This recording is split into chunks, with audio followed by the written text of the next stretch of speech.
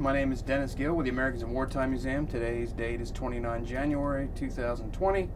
I'm conducting an interview with Francis Citizen at the tank farm in Nooksville, Virginia. And sir, if you could give me your name, where were you born, and what year were you born in? Command Sergeant Major retired Francis Citizen, born in Lafayette, Louisiana.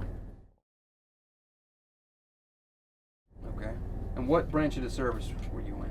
Army. Army. And what war or conflicts did you participate in? Participated in Desert Storm, Desert Shield, Operation Enduring Freedom, 9 and 10 in Afghanistan. Okay. 2 tours, back-to-back tours in Afghanistan. Okay. What made you join the military, and why did you pick the Army? I joined the Army. Was an athlete in high school baseball. Couldn't get a scholarship. Living in Louisiana, didn't seem to be working out. So saw this Army video, commercial on TV, and got interested in it. And went and seen the recruiter, and that was it. And I was ready. Right. What year was that? That was 1987. Okay. Do you have any other members of your family that are military? Not at the moment. Didn't have any family members that I've known of that was in the military. Okay. So you're the first that you know of? Yes. Okay. Where did you enter base training? I entered basic training in Fort Sill, Oklahoma. Okay. Did you have any idea what it was you wanted to do in the Army, or you just... Didn't have any idea, but once I got to basic training, I realized that was the best thing for me. That was a career for me. I was in it to the end. Right. You were living down in Louisiana at the time? I was living down in Louisiana. Graduated and joined from there. I went to the MOPP in New Orleans. Okay. And joined from there in 1980. Joined in 1987 and went to basic training in January 88. Okay. And what was your career field when you got out of basic? Field artillery. Okay. They showed me a video at the recruiter's office about tanks and howitzers, shooting field artillery big rounds, and I was very interested in it. Right. Okay. So you join the military, you complete basic training, and at some point Saddam Hussein invades Kuwait, and that leads to your service at Desert Storm. Do you remember where you were when you heard about that and what you were thinking? Yes, I had just completed a tour in Germany, in Augsburg, Germany. Reported to Fort Sill, Oklahoma in probably July, August, and wasn't there 30 days and got the word that we had to deploy to Desert Storm, Desert Shield. I think we left around November, October. Okay. So a couple of months being at Fort Sill after coming from Germany, right. And had to figure out how to, get my parents to get my car and just try to get ready to pack up, and in the midst of family, recognizing I'm getting ready to go to war, and that was a trying time for my family. Right. Now I take it you're not married at the time yet? Yes, I am married. You are married? Yes. Okay. What were your thoughts? I mean, everybody joins the military and you kind of know we could go to war, but we hadn't been at war really since Vietnam. Yeah. So what are your thoughts? I didn't really think too much of it. I my thoughts were that I was in the military and I had to defend my country and defend everyone's freedom, and I just thought that I was doing my job. But once you get in the country in Saudi Arabia, when we landed, what you see there, coming to a circus tent with tons of water and desert, it's hot, 120 something degrees, and I'm like, what have I got myself into? Right. So it was challenging. Right. And it kind of like you grow up in a moment like that. Yeah. Figures it's reality. How old were you at the time? I was 19. 19. Mm-hmm. What's life like in the build-up? You're now Desert Shield, before Desert Storm. What's life like? What are you guys doing? In war, or before? No. The build-up before Desert leaving. Storm kicks off. You're in country now. Well, I mean, you're doing is you're trying to get your wartime equipment. Right. You're trying to have make sure the medical and dental, everything is up to date. You're getting shots. They give you a little time, take some leave and go spend time with family. And then after that, you come back and you pack up the barracks, and it's time to go. Right. You're staying in tents, I assume, when you get yes, in country? When you get in country, you stayed in tents. Okay. I mean, you stayed in tents pretty much the whole time until you actually, when you actually, after you stay a lot, 30 days in the tents, and then after that, it's time to fight this war and get in position for your unit, and where you need to go. And it was something you would see on TV. Right. It was amazing. You got units and brigades lined up, for miles and miles and miles, and everyone is on this path, going to fight the enemy. Right. We field artillery, we have howitzers, so we can shoot at least 18 to 21 miles out. But I mean, it's an amazing sight, Right. But it was good. It was what challenging. is your job? At the time, Yes. Desert Storm, Desert Shield, I was assistant gunner and a number one man. Okay. Number one man is the guy that gets the projectiles, puts it on the tray, and loads it into the gun. Okay. Now, you guys, I said it had been a while since we've gone to war. Right. Are there any holdovers left from Vietnam? For as what? As far as your chain of command, was anybody that had actually seen war before? Or Yes, pretty much everybody we green? had that was 1990.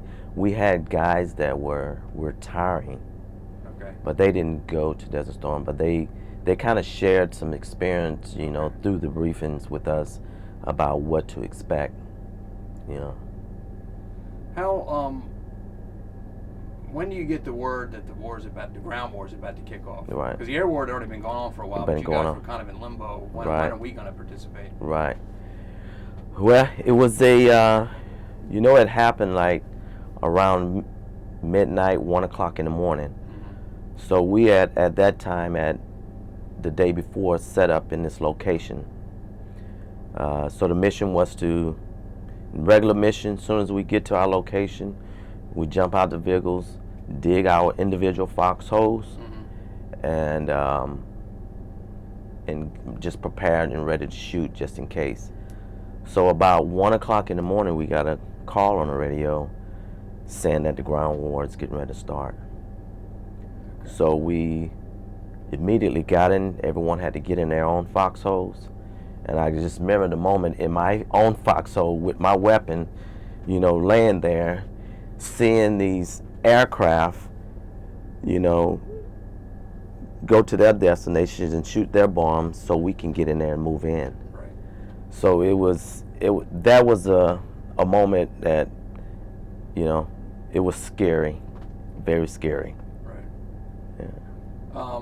So what's that like for you when the bombs start going off and you actually start shooting? Now you're not just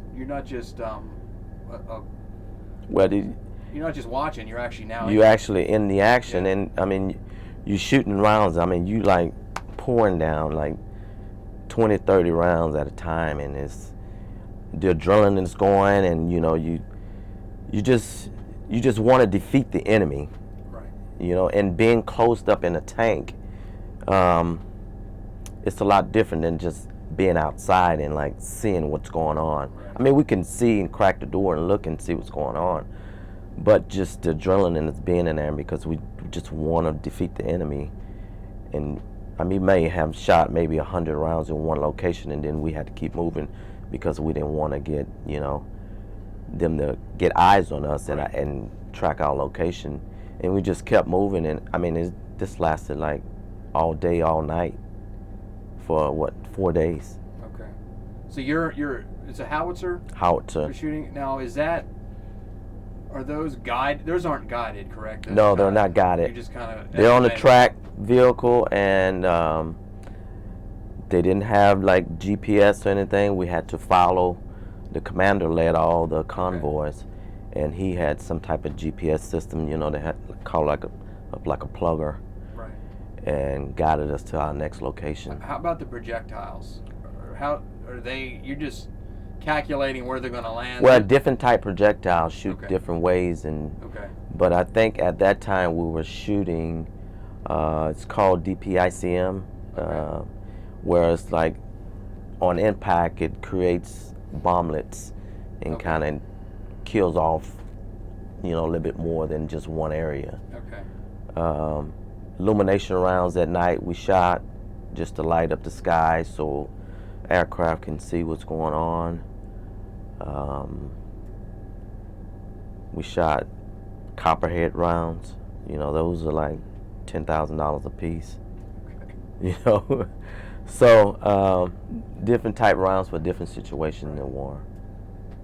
How does shooting that howitzer at a live target, how is that any different, at least in your perception, from on the range? Was there any difference?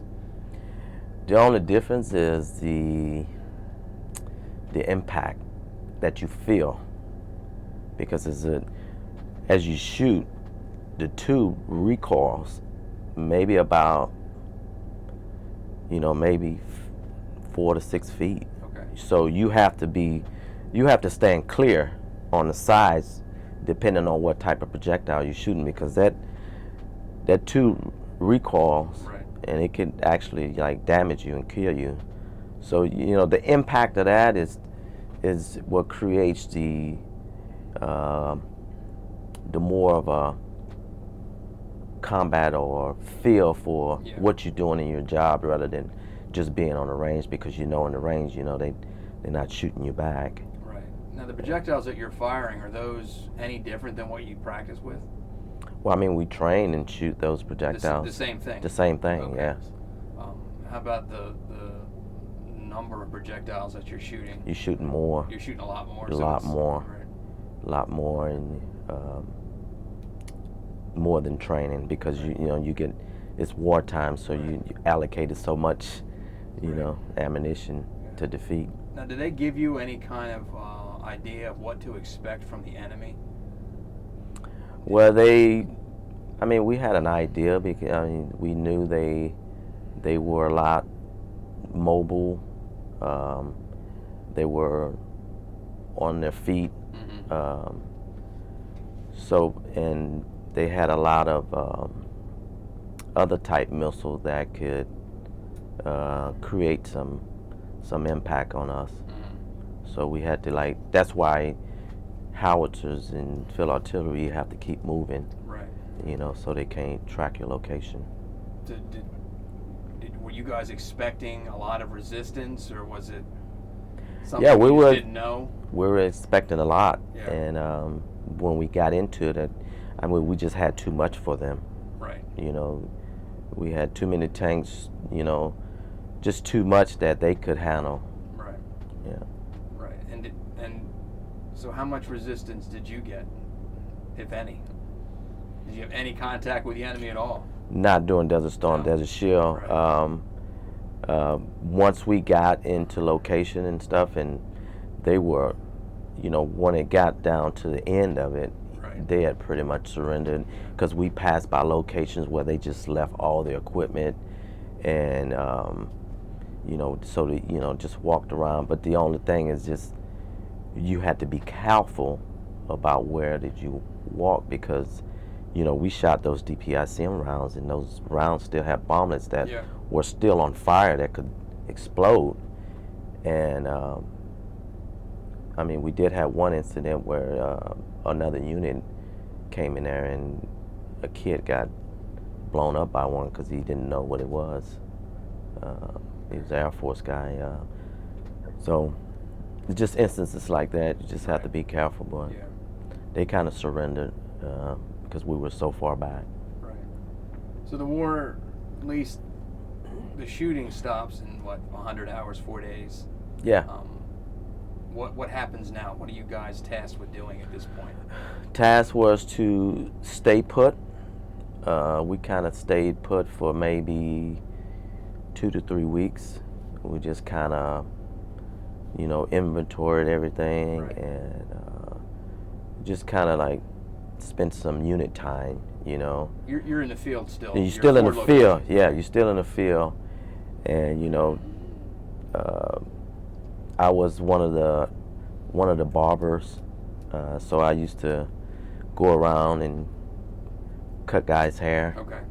just to kind of clean up a little bit, take showers, wash clothes. I mean, it was like hand wash, hang them up. We used to use our GDU wire and drape it across the vehicle and the camouflage net, and hang our clothes up to dry. Right. So didn't do any other.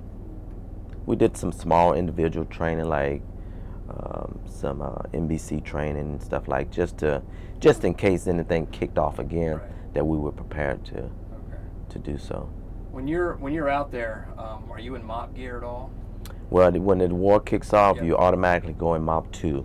Okay. That's boots, uniform, and only thing you don't have is gloves and mask on, Okay.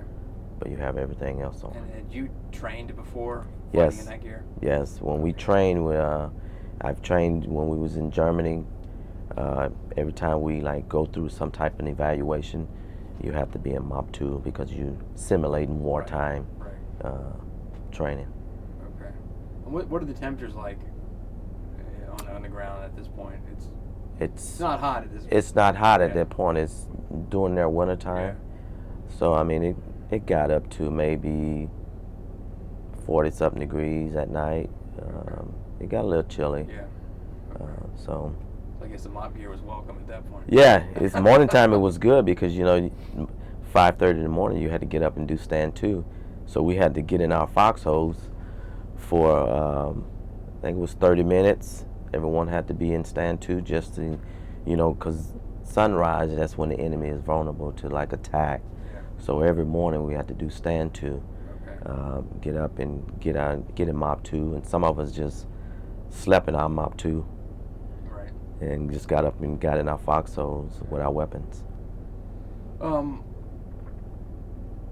Not when you're in the field, but before you go into the field and afterwards, what's as far as communicating with your family and keeping them abreast of what's going on?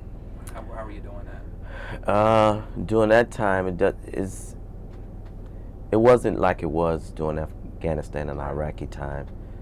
So during the wartime when I was out in the field, I didn't have any contact. Only contact we had was writing letters. Okay. The mail system did work. We did write letters, and we did have mail call every day and got letters, but that was the only thing. We couldn't call and couldn't Skype or Right.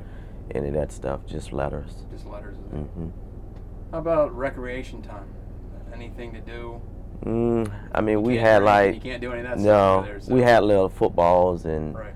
baseball stuff. We would get out there and throw the ball around, play some touch football, or just mess around like that. Right. And the Saudis were pretty welcoming to Americans at that time? Yeah. I mean, they were, they knew it was wartime, and Right. the ones that were on our side treated us kindly. Right. Okay. And when do you come home? I came home around April 91. Okay. So how long? So it took a couple of months. So you're there, what? I was 6, there, 7 months? yeah, like 7 months. Okay. 7 months. Okay. What's homecoming like? You're now Oh, coming home from war. It was rewarding. I mean, it was the greatest blessing you can ever have, and to see the American people, you know, greeting you at the airports and, you know, and just proud of what, you know, the soldiers have done. It was a great feeling. Right. Great.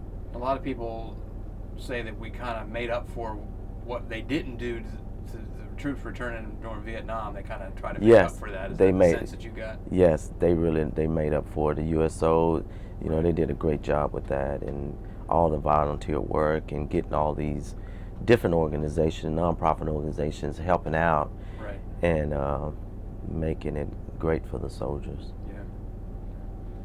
So what do you do with your career? The next time you would deploy would be?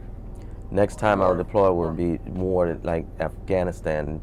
Okay. So it was 91, so it was at another 10 years before something happened again. Okay. So 9/11 hits, and I was a sergeant first class stationed at Fort Jackson, South Carolina. Okay. I was working on ACRC unit where we train National Guard Reserve units. Okay. What is that? That's where like active duty military, they like we're like evaluators. Okay.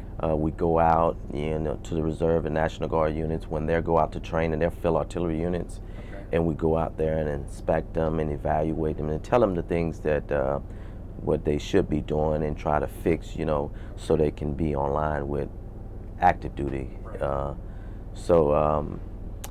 Got there and ended up finishing my tour there. Then after that, I went to Korea. Then after Korea, I went to Fort Drum. And at that time, everyone had already started. They had already have like OEF 1 and 2. They had, you know, like when I got to the unit at Fort Drum, the unit had already been to Afghanistan. They spent like 16, 17 months there. Okay. And when I got there, they were amping up. I wasn't there 2 months. Right. And we're amping up to go again. Right. So I get there and from Korea, I went to be a drill sergeant. Spent 2 years out being a drill sergeant, made the E8 list. So ended up getting promoted to first sergeant. And then I ended up PCS. And then that's when I went to Fort Drum and started the amp up. Got in the unit.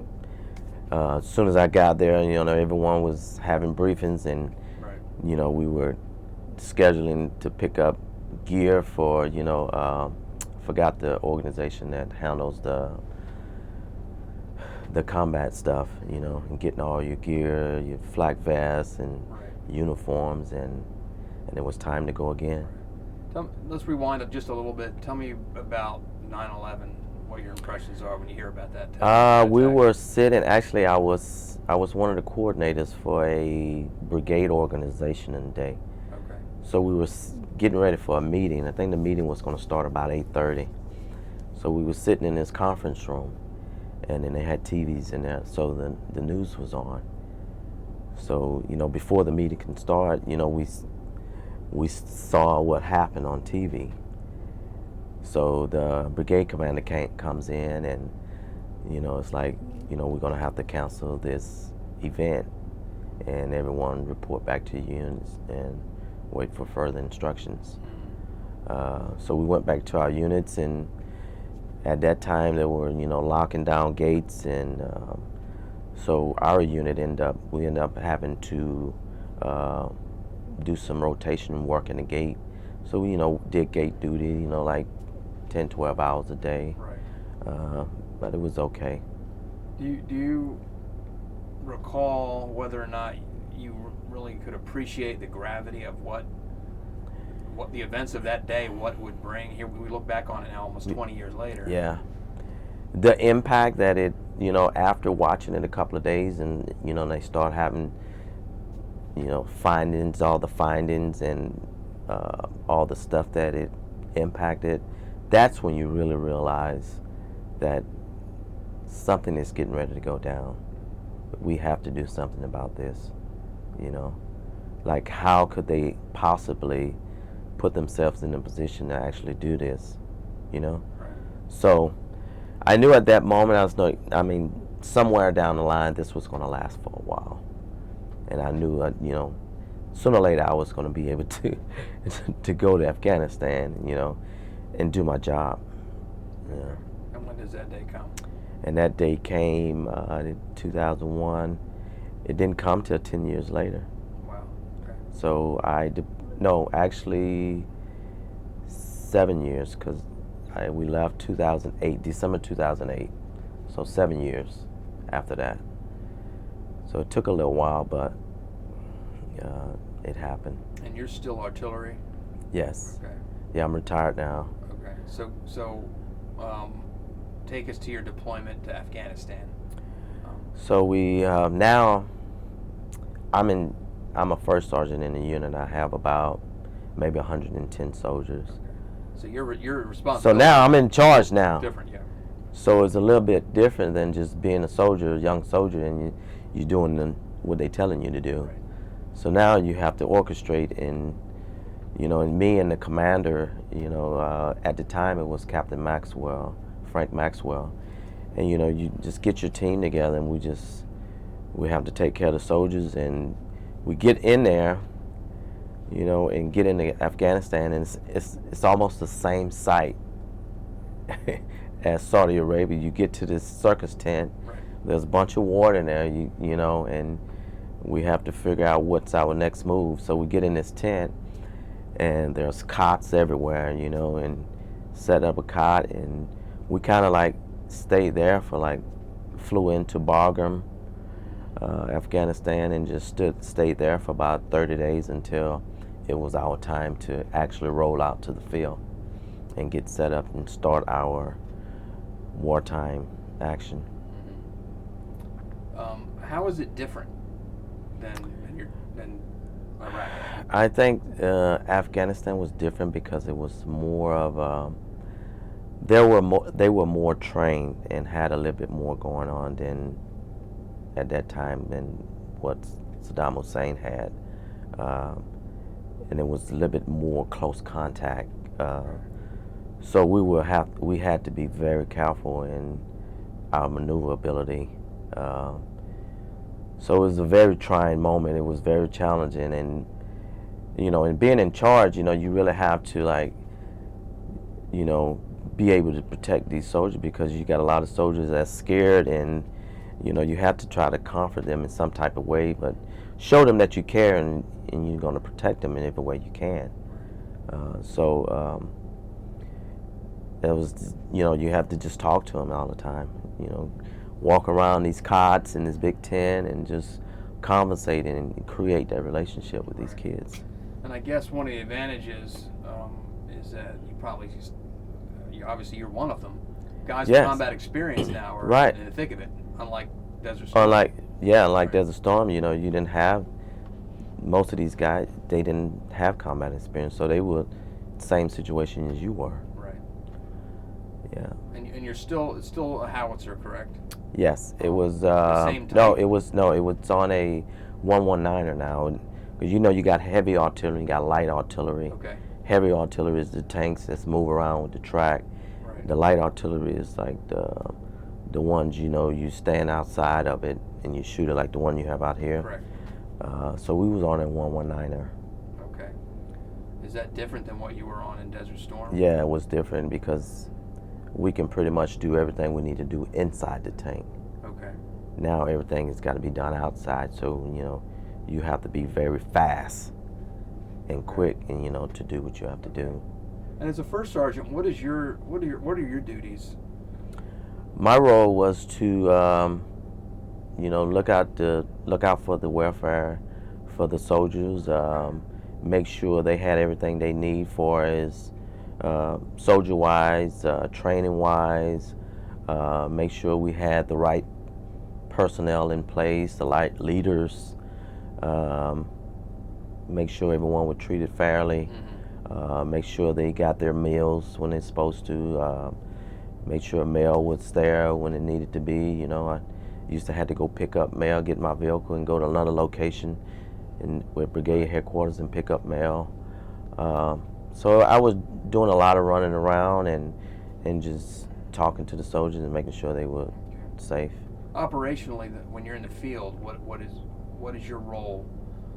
You're not firing the gun. You're not loading it. I'm not firing the gun. I'm not doing it. Doing? Yeah, me and the commander. We're in a tent in a closed-up area like this with a big map, okay, and trying to plot out maneuver positions and trying to figure out how we're going to set this up for as our unit-wise, and where this vehicle is going to go, where this vehicle is going to go, and how we need to do it, to maneuver around the enemy. Okay. So that's what the leadership is doing. Right. So obviously much different than. Way different. But you could, I guess you could lean on your experiences right, in because, the field the first time. Right, because my section chief at the time, which is Staff Sergeant Glaze, he would come back to the tent after he went to the meeting and come back and brief everyone on what was going on. So now me and the commander's doing the briefing now, right, and now they are coming down and passing the information down to the soldiers. Okay. All right. How are things different as far as communicating with family, recreation, things like that? Well, your experience at Desert Storm. It was a little bit different, a little bit more elevated, a little bit more technology has been established now. So, they had like R&R tents set up at different locations where they had computer systems. Right. So we just go in this tent area, and they had tons of computers set up. Right. And we go in and log in, and it was Skype back then. And Skype our family members, and so we can see face to face and talk to them, and that was it. And at that time they had some like cell phone things that Afghanistan had, so that they gave all the leadership some phones that we can stay in contact. If something happened to a soldier, we can call them back and, right, and talk to the family members. What's the tempo like as far as your engagement? Desert Storm is a very short. Yeah, and it was slow. Slow. Yeah. So the tempo now in Afghanistan is. It's way upbeat now, because you got, I had 3 platoons. Okay. I had 2 platoons that actually two platoons at different locations. So I had one on one fob and one on the other, and then my headquarters platoon was split up between the 2. And then once we actually, after a couple of months being, we were on Fob Shank, after a couple of months, the brigade commander came down and wanted our unit to set up a COP, which is another little small version of a fob. So now I had to take half of my platoon from one fob, half from another, to make another platoon to take them to this location and try to build this area up. And we had engineers and stuff there to set up, but it was a very trying time for us, and a lot of hard on the soldiers, because we still had to continue the mission. We still had to go out on patrols. And we got these engineers still building us up. We living in vehicles. We're just sleeping in our vehicles. Okay. They're sleeping in the MRAPs, and we got hit a couple of times. Not bad where anyone got hurt, but so we had to quickly try to hurry up, and build the COP up. So I think that moment was a trying moment for us, and it was very challenging and very, required a lot of attention to the soldiers and attention to detail. Right. And now you do 2 tours back to back? Yes. Do you come home at all, or do you? Yes, we came back for about maybe 10 months. Okay. And then at this time, I got selected to be the brigade first sergeant. So now I'm going from a 110 unit to a 2,000 unit, because it's the whole brigade, 3,000. Okay.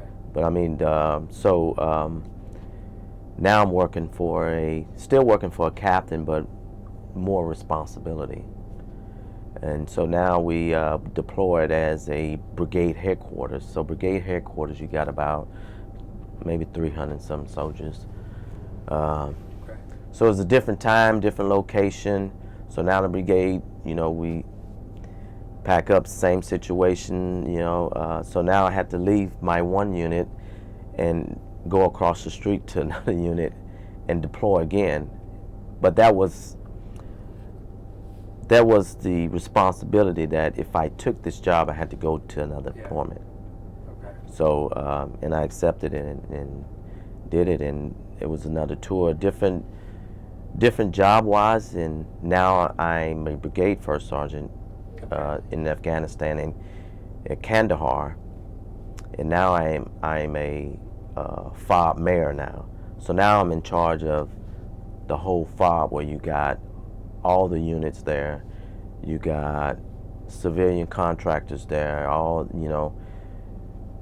the Afghanistan people that work, interpreters. Okay. I mean, so it's a bigger responsibility. Gotcha. Daily.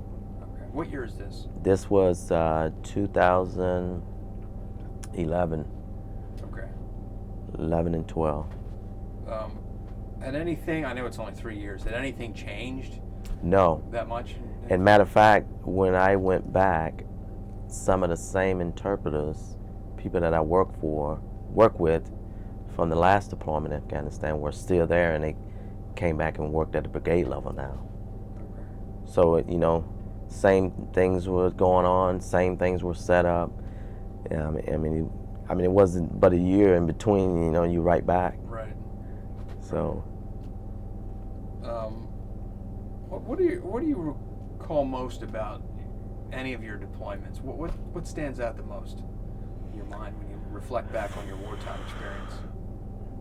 I mean, anytime you talk about wartime, and everybody wants to know that, did you kill anyone or something like that? But I think my most memorable moment was being in that unit, building that COP, being in that unit, and the dedication we had with those soldiers, and that unit, I lost 2 soldiers during that time. What deployment was this? That was the 9 and 10. The last one, okay. That was first the last one, the first Afghanistan tour. Okay. 8 to 10, Okay. 2008 to 10. I lost 2 soldiers, and I think that was the most memorable one and the most trying one for me, most difficult one. And I think with that bond of soldiers that we had there, and we all keep in contact with each other now. Right. Actually, my commander Maxwell, he was in my wedding. A lot of those soldiers came to my wedding. I mean, we still visit each other. So I think it's a band of brothers you build in doing combat, doing wartime, and it's something that will stick with you forever. Right. Looking back on your wartime experience, how do you think that's affected your life, if at all? I mean, it affected it. Yeah. But it didn't start affecting it until I got closer to my retirement. Yeah. Everything comes back to you, Yeah. and you start dreaming about it and remembering some of the things about it, and that's how people, like, you don't know when you're in combat, everyone is going to have some type of post-traumatic syndrome, because it's a traumatic event. Right. It's not normal. Not normal. Right. Seeing stuff like that, and people don't just have the opportunity of, like, patrolling and having contact, and they fire back at you, and you got soldiers pulling dead bodies. We bagging dead bodies up, pulling them back to the trucks, and that's, no one can experience that, like normal, like, and that puts a burden in your memory bank, and it, and that it's just scary, and and it's traumatic for yourself, and because it's a moment in your life that that could have been gone. Right. So, That deployment, I mean, it's sometimes it's hard to like talk about because that was a hard time for the United States and the Army at that time, all armed forces at that time, because we lost a lot of soldiers. So it was very difficult. What are you've been over there, done that kind of thing. What are your impressions of how that war was handled, how it's being handled? Should things been different, or? I honestly think things could have been different because from the 2008 into 10, and then going back the following year later, we fought the same type of war. So we did the same thing, so it wasn't anything different. So when you got there, everyone knew exactly what they had to do. Maybe things were mission-wise were a little bit different, but the insurgent stuff was the same. We one of our objectives here is to capture these stories and preserve them for generations to come. So someone might watch this video in 100 years. Yes. Maybe a family member of yours or someone that just comes across it for research. Mm-hmm. Is there a message you want to send them? Anything you want them to know?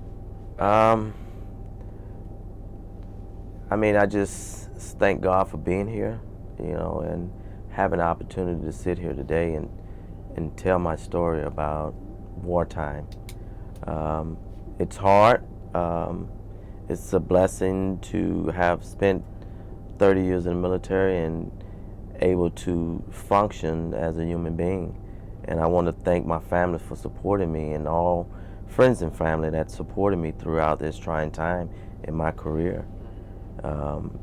It's a dedication to not only the families, but a dedication to the service itself. Do you recommend it to someone? Yes, I do it now. I coach high school football and basketball and baseball, and I've helped a couple of soldiers right now join the military.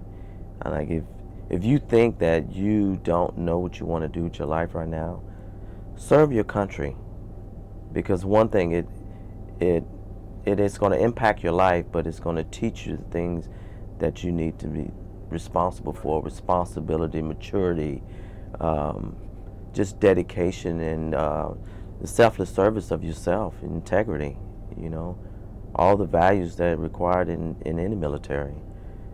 So it's great for young people that don't know what they want to do in life. Don't have to always be bad, Right. So. Is there anything else that you want to talk about that we didn't? I just want to thank you for this opportunity to come here and share this information with you. Well, I want to thank you for sitting down. Thank you for your service, and a little token of our gratitude as one of our challenge coins. Thank you very much. People that will sit down. So thank you very much, sir. Thank you, I do Dennis. appreciate you sitting down. Thank you.